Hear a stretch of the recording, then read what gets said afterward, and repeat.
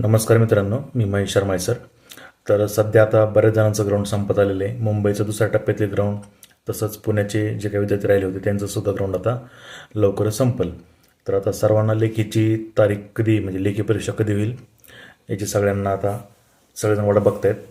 तर अशी शक्यता आहे, आधी सांगतो शक्यता आहे, याच तारखेला असं काही नाही, परंतु अशी शक्यता आहे की एप्रिल महिन्याच्या पहिल्या किंवा दुसऱ्या आठवड्यामध्ये लेखी परीक्षा होऊ शकते आणि पूर्ण महाराष्ट्रामध्ये एकाच वेळेस एक्झाम होऊ शकते अशी शक्यता आहे. मागच्या वेळेस झालं होतं की 21 जिल्ह्यांची एक्झाम एकाच वेळी झाली आणि बाकीचे राहिलेले जिल्हे नंतर घेण्यात आले, परंतु यावेळी तसं होईल अशी शक्यता नाही आहे.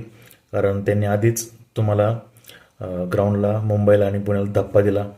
सगळ्यांचं मुंबईचं पुण्याचं ग्राउंड वाटलं होतं की नंतर येईल, परंतु सोबत आलं. त्यामुळं लेखीसुद्धा सर्वांची सोबत होऊ शकते. त्यामुळं एप्रिलच्या सेकंड आठवड्यामध्ये पेपर होऊ शकतो. या हिशोबाने आपल्याकडे 1 ते 1.5 महिना आहे, त्यानुसार तुम्हाला अभ्यासाचं नियोजन करायचं आहे. त्यामुळे आता अभ्यासाला लागा. धन्यवाद.